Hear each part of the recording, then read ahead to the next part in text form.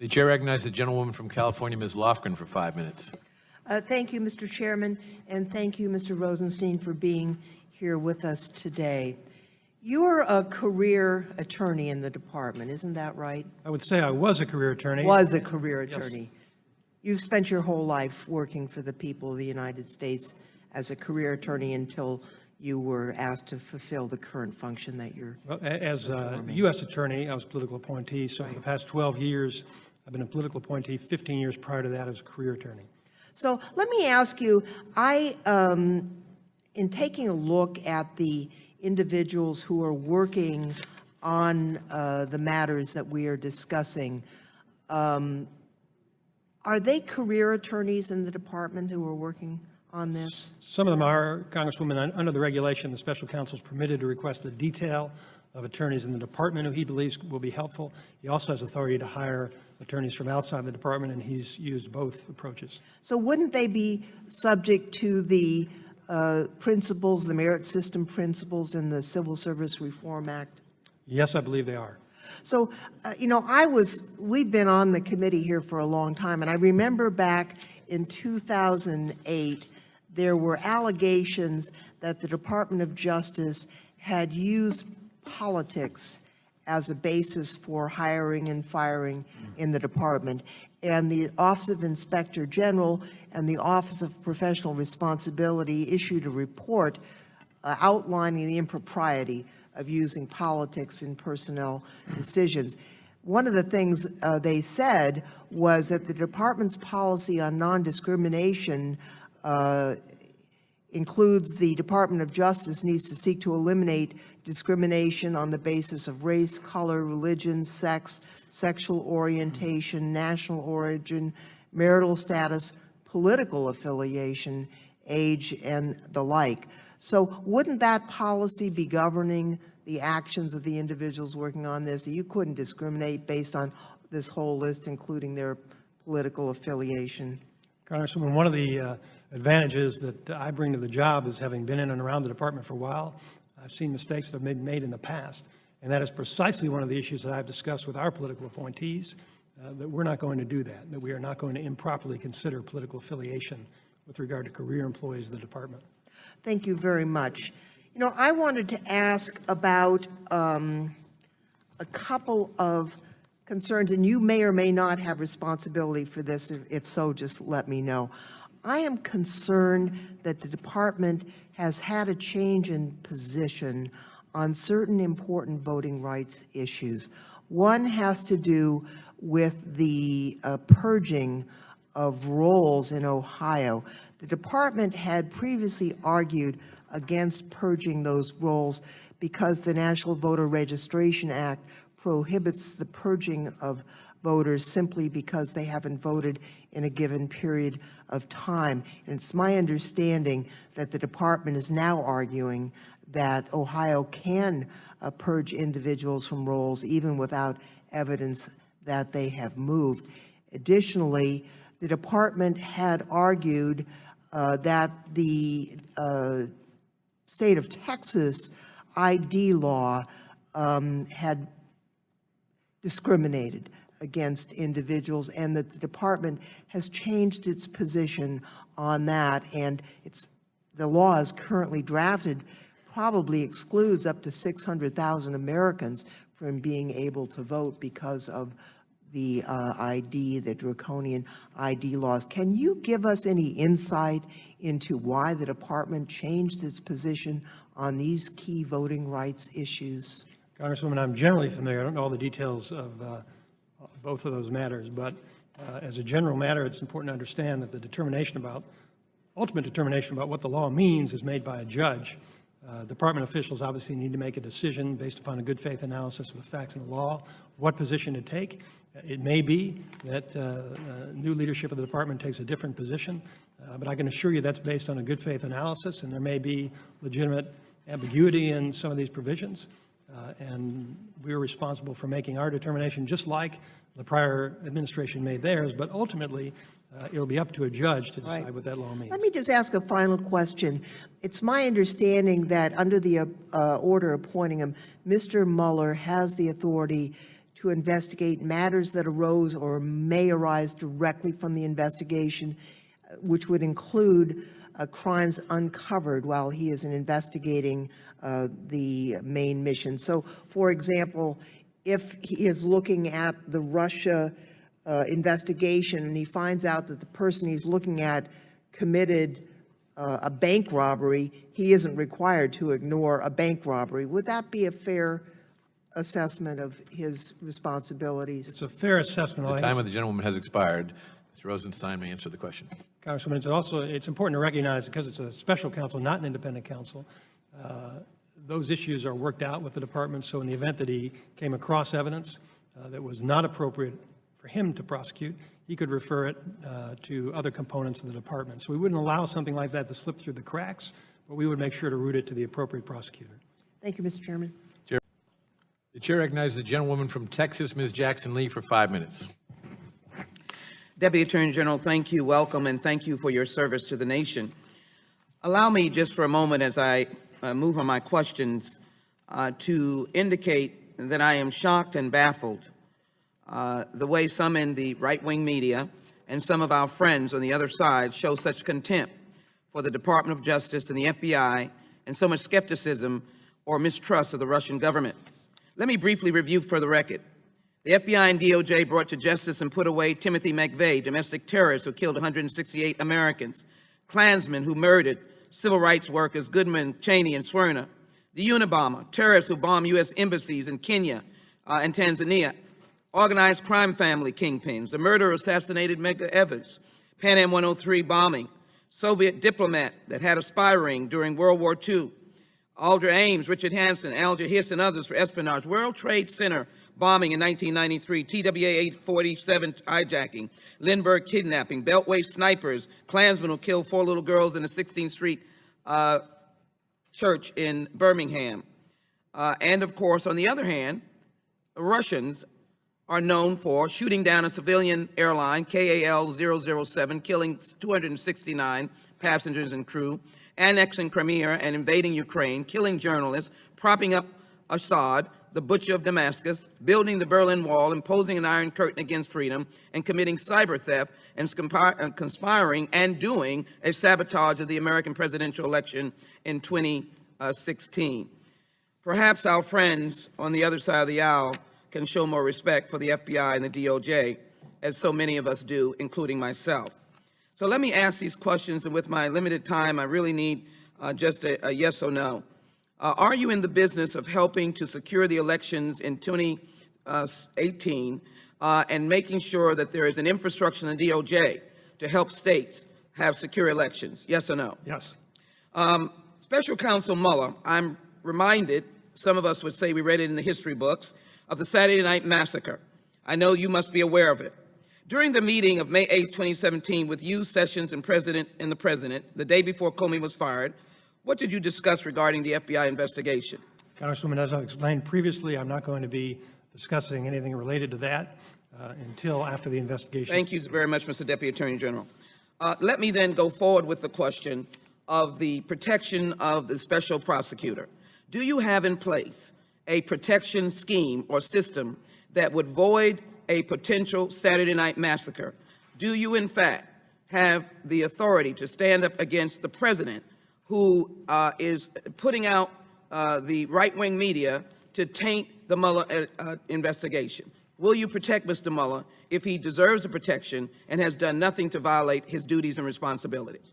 As I've explained, if he hasn't violated his duties, yes or no, Mr. Deputy Attorney General? I won't take any action unless he's violated his duties. Let me show you these individuals here. It says that the Trump accusers want a day in court, or at least want to be heard. The president is the chief executive and law enforcement officer of the United States. Therefore, he is an officer of the United States. What does the Department of Justice, what intentions do you have to allow these women who are accusing the president of sexual misconduct and have never been heard in terms of a public setting as many of us on this committee, women on this committee, Democratic women on this committee, have asked for this committee to hold a hearing with these women. What does the Department of Justice intend to do in light of the fact that the President is the Chief Law Enforcement Officer of the United States of America? I don't think I have any position on that, Congresswoman. If they file a lawsuit, they're free to do so. It wouldn't be a department matter. Would you not believe that it's important to give these women a forum to be heard? The Department of Justice, the FBI investigates. I just gave a long litany of the great successes of the Department of Justice. If there's anything that warrants federal investigation, Congresswoman, we'd certainly look at it. So can I refer these women, can we refer these women to the Department of Justice? If they walked up to the Department of Justice, would there be an intake officer, an FBI officer that would take their complaints? If somebody wants to file a complaint of a potential federal crime, yes, they can report that to the FBI, or they can write. Anybody can do that at any time. And Well, then let me publicly say to these women, you have one option at this time, is to go to the Department of Justice, as the Deputy Attorney General has just said to us, to be able to file a complaint, and I would encourage them to do that. I would also encourage this hearing as well to do this committee to have hearings. Let me ask this last question regarding the whole question of commutation program of President Obama, and of course the memo by Attorney General Sessions that rescinds memos regarding the charging and sentencing policy, and also the use of private prisons. That was by Eric Holder. What is the position of the U.S. Department of Justice as it relates to a fair and just commutation program, and also the issues dealing with over-prosecution and the sentencing policy that was offered by Eric Holder, which was considered fair and just, and the use of private prisons had been known to be abusive to prisoners and do not allow FOIA requests to go forward? What is your position on that? Time of the gentleman has expired. The Deputy Attorney General may answer the question. I thank you. Mr. Chairman. You've raised a number of issues, Congresswoman. I don't know that I have time to respond to them all, but I do just want to clarify, anybody is free to report to the Department of Justice when they believe a crime is committed. It's not a complaint in the way that you might file a complaint in some local police departments. You're free to report any allegations, and the department will conduct appropriate review, as we do with any allegations of alleged criminal conduct. We initiate investigations, though, only if we determine there's proper predication under our policies. Well, I'm yielding back, Mr. Chairman, but he did not answer my question. The time of the Thank you. gentleman has already expired. The chair recognizes the gentlewoman from California, Ms. Bass, for 5 minutes. Thank you, Mr. Chairman.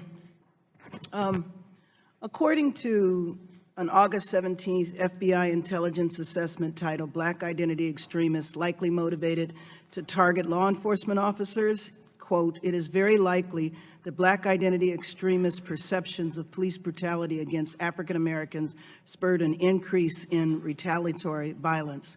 So I've tried to get to the bottom of where this report came from, who did it, what its status is. I've asked Attorney General Sessions, I've asked Director Wray, and so now I want to ask you. Did you order the FBI to conduct this assessment? Sorry, what was the date? August 2017, August of this year. No, I did not. Do you know who authored the report? Are you familiar with the report? Not familiar with the report. I'm familiar with the general issue. And so maybe you could talk a little bit about the general issue, Yes. in particular, when the FBI began tracking Black identity extremism? I think it's important for me to explain, Congresswoman, that the FBI does not make a determination with regard to domestic groups to investigate them based upon their First Amendment views or their affiliation. It bases its decisions on evidence of a propensity to violence. So with regard to members of any ideology, domestically, the FBI would only be investigating if there were some indication. Do you believe that there's a political movement in the country called Black identity extremism? I don't believe the FBI intends that to encompass a particular political movement. What they do is they try to categorize different threats that they identify. So you said investigate, but before you do an investigation, there's surveillance, correct? Generally, no. There may need to be a determination first that there was a basis for an investigation, typically before any surveillance. So how does that determination take place, and where has it taken place? You know, if you want details, I need to get back to you, but the FBI does have very strict guidelines. As you know, several decades ago, there was quite a bit of controversy about this issue, and the FBI has very detailed guidelines for when they initiate investigations, and I'm not aware of any departure from those guidelines. So one thing that, and I am aware of the FBI's history from many years ago, COINTELPRO, and many people are looking at this document, Black Identity Extremism, as COINTELPRO too. One of the concerns that has been raised and that I raised with Attorney General Sessions and Director Wray is that this document, for whatever reason, was mass distributed to law enforcement offices around the country. Are you aware of that? No, I'm not.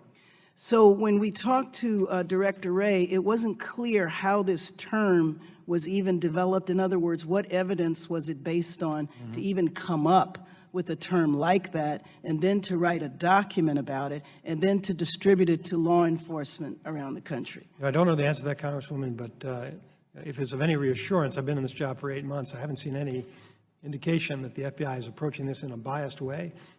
They're conducting investigations where they believe the person who is the subject represents a potential threat, not simply because they believe in an ideology or associate with an ideology, but because they represent a particular threat. And I believe that the FBI guidelines are designed specifically to ensure that there are no abuses. So what I am hearing from activists around the country, in particular activists who were protesting law enforcement, police brutality or deaths at the hands of law enforcement, is that they're being visited by the FBI, that the FBI is leaving, business cards. And then what the concern about that is that if they do engage in a conversation with an FBI agent and perhaps make a mistake or maybe say something that isn't true, then they're vulnerable to be prosecuted for lying to a law enforcement officer. So the activists that have received visits by the FBI have never been involved in violence at all. Are you aware of that happening in any of your offices around the country? No. Let me just express another concern about this. When a document that doesn't seem to have any scientific basis, that develops a category called Black Identity Extremism that nobody can say whether or not it really exists. When you send a document like that to law enforcement around the country, in some places, I will worry that they will take that to say that anytime there is a officer-involved shooting and then there is a protest, that the people that protest might be Black identity extremists. Congresswoman, to the best of my knowledge, the FBI is not investigating people who are peacefully protesting. As I said, I haven't read that document. I'll review it, and I'll see what it says, but I would appreciate it if you would, and if there is no basis for this term, that then the FBI take the step to retract the document and send a message to law enforcement around the country that no such category exists. I yield back my time. The chair recognizes the gentlelady from Washington, Ms. Jayapal, for 5 minutes. Thank you, Mr. Chairman, and Deputy Attorney Rosenstein, thank you for your service to the country at this consequential time.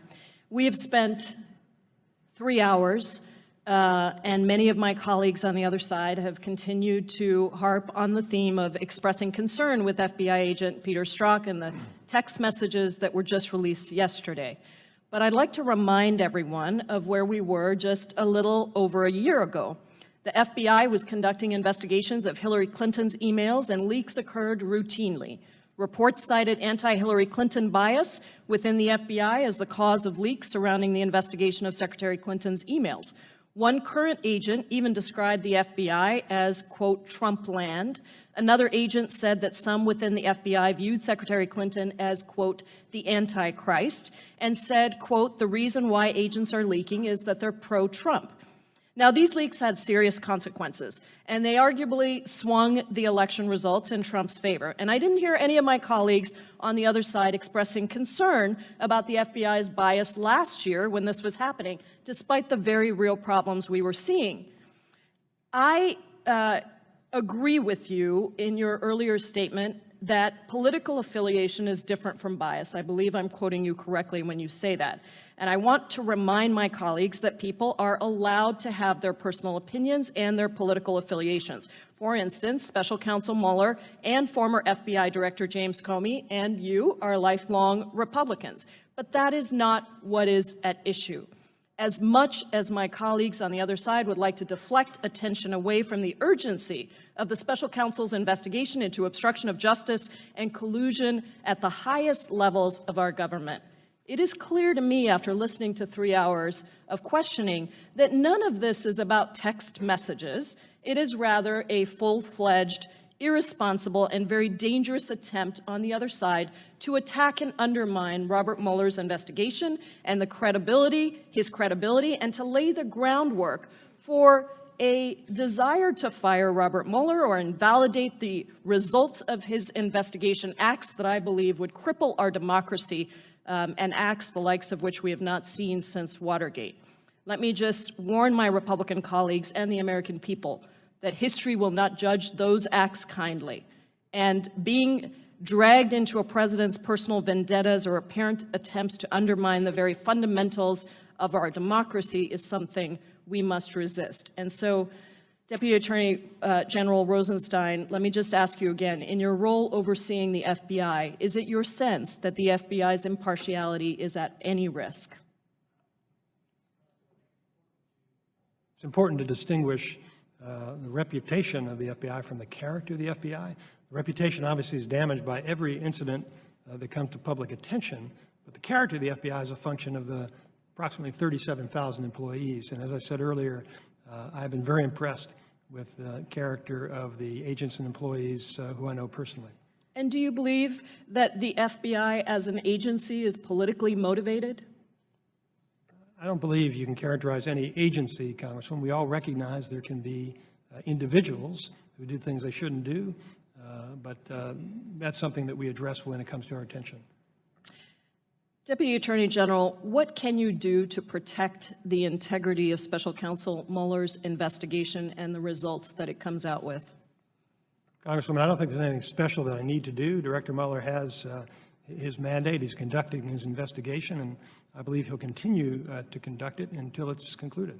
And let me ask you one more time. You've said this a couple of times, but do you have full faith and confidence in Director Mueller's ability to conduct this investigation? Yes, I do. Thank you. Let me move to election security. On November 15th, when the Attorney General appeared before this committee, I and several of my colleagues asked questions about the Justice Department's actions to ensure the security of our elections. And at the time, the Attorney General said that he had not yet ordered a review of what laws might need to be updated to protect our elections from foreign influence. Has such a review yet been ordered?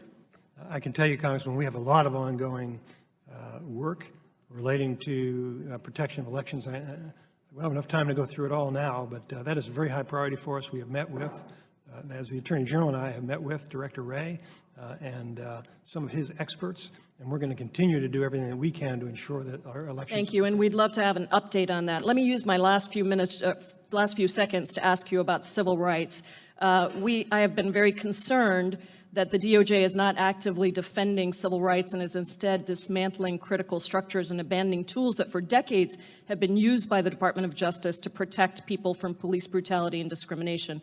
What is the status of the 18 open reform agreements, 5 open investigations, and 1 case in active litigation brought under Section 14141 that is managed by the Department's Civil Rights Division? I regret I don't have personal knowledge of all of those, Congresswoman, but if I may, yesterday I attended the annual awards ceremony of the Civil Rights Division, and the Civil Rights Division has a lot of very talented and proud attorneys. The Attorney General spoke about his deep respect for the work of the Civil Rights Division, and so I'm confident that work will go on. I would appreciate just a response to that later when you have a chance. Thank you. I yield back. Chair recognizes the gentlewoman from Georgia, Ms. Handel, for 5 minutes. Thank you, Mr. Chairman. Good afternoon. Thank you for your time today. I am having a little trouble reconciling some comments from your opening statement with the realities. You said justice requires a fair and impartial process. And I think we could both agree that to have a fair and impartial process, no appearance even of conflict of interest or bias needs to be present.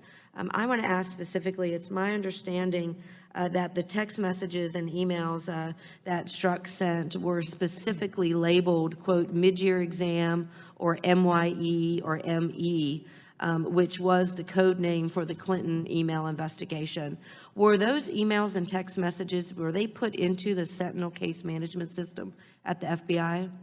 To the best of my knowledge, no, but I can check and get back to you. I would appreciate an answer to that. Thank you. With the revelations regarding Strzok, Page, and others from the Mueller team, has Special Investigator Mueller taken any specific action on the remaining member of the teams to ferret out whether they too have these types of biases and perhaps have sent such text messages or emails? As I mentioned, I've talked with Director Mueller about the importance of ensuring the integrity and neutrality of everybody working on the investigation. I don't know precisely what steps he's taken. If you're supervising this, don't you think that would be something you should know? Yes, and I can assure you, Congresswoman, based on his reputation, I'm confident that he knows what to do to ensure that his team is not biased. Okay, well, apparently not, since we've just seen all of these text messages. I would like to, you said in your opening statement that there has to be a special responsibility for professional standards that rise to a truly higher standard. Do you think that the actions that we've seen rise to that standard? Congresswoman, that's our aspiration. We recognize there are going to be deviations. I think the commitment that I have and the Attorney General is that when there are deviations, we're going to deal with them appropriately. So we can't guarantee there'll be no mistakes, errors, or wrongdoing. But we can ensure that we're going to set the right tone. When anything comes to our attention, we're going to take appropriate action. Okay. Were those text messages or emails sent on Bureau or DOJ-issued cells or other electronic I devices? believe the answer is yes. You said that Special Mueller acted appropriately and immediately to deal with the issue with Strzok. He was, my understanding is, reassigned to HR? Well, Is that correct? Director Mueller would make the decision to no longer have him participate in the special counsel investigation. Right. The FBI would make the decision of where within the FBI to place him. All right, let me be a little more succinct. Where is Strzok working now? In which department? That's my understanding, Congresswoman. I don't know. That it's HR? personally. That's what I've heard. I don't know specifically. Okay, it was reported that way. That would be very interesting. I would like to have the answer to that. It's peculiar to me that an individual under investigation by the Inspector General would be redeployed to the very division and department that is tasked with setting workplace policies. Do you think that's a little strange? I assume that he's not setting workplace policies, but I can check Well, on it. what else would you be doing in HR? But dealing with personnel matters? Well, I think processing personnel matters, I think that's largely what they do. Interesting, a person under IG investigation processing HR. That's all I have. Thank you, Mr. Chairman. I yield back. Chair, thanks, gentlemen. The chair understands the gentleman from Texas has some unanimous consent requests. Yes, Mr. Chairman, thank you for your kindness. And I thank the Deputy Attorney General for his testimony. I'd like to submit in the record a December 12, 2017 letter, Mr. Chairman, to the committee by 4 members of the committee, 4 women of the committee, myself, Ms. Bass, Jayapal, and Ms. Lawfren, on asking this committee to hold hearings for the women accusers of Mr. Trump to be heard. Has unanimous consent for that to be put in the Without record. objection, that will be made a part of the record. Then I have a line of questions that I hope to put in a letter to the Deputy Attorney General that would not complete. I ask unanimous consent to put that in the record. Without objection. And then H.R. 3654, which is a complement to the Senate bill, follows my line of questioning regarding the protection of the integrity of the work of Special Counsel Mueller. Without objection. And Mr. Chairman, of scheduling, if I could stop and ask for a scheduling question, are we having another judiciary, do you think, in the next week? Not that I know of.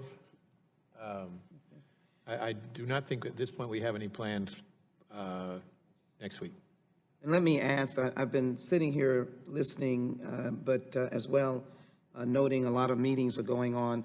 I would just ask the Judiciary Committee to be an active participant in the DACA fix. I mean, this is our jurisdiction, and Mr. Chairman, as I go home, despite our likes or dislikes, there are so many young people that are living in such devastating fear. And I know that our engagement with the Speaker and the leadership could really provide some comfort to young people who are right now statused, but they are so fearful that they will be unstatused that I've had adults come to me whose children are not DACA, but whose children's friends are, about the suicidal nature of many of these young people because they are so frightened.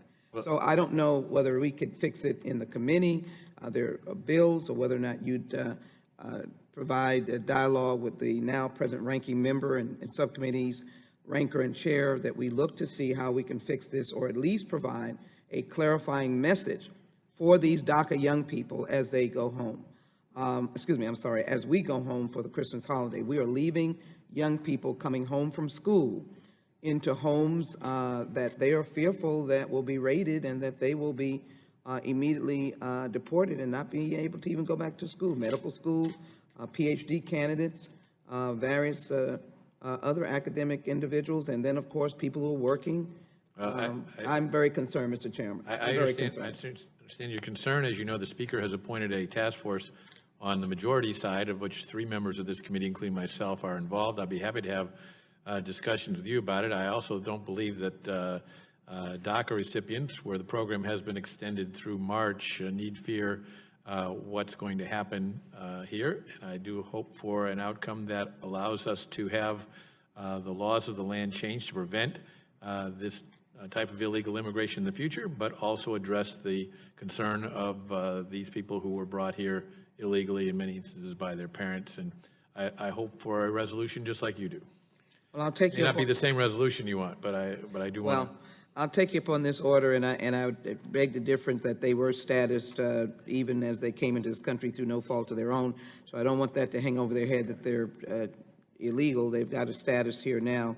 But let me just say that the March deadline has been, unfortunately, it seems to be encroaching on their thinking process, because the raids are still continuing with their family members. The raids are continuing in their schools, ICE places where they are. So if nothing else, let me just put on the record, we need, first of all, we need the DACA fix. I disagree that March is an appropriate time frame, and I understand what you're saying, but we certainly need the President, the Speaker of the House, the leadership of this nation to be able to indicate that the Deputy Attorney General, Homeland Security, ICE officers, FBI officers are not going to, unless there is some other element to their status, any action by them is not going to randomly deport DACA statused young people. I think that is a crucial statement to have made, and I thank the gentleman for yielding. Thank the gentleman for her comments, and the majority will definitely take them under advisement. I do want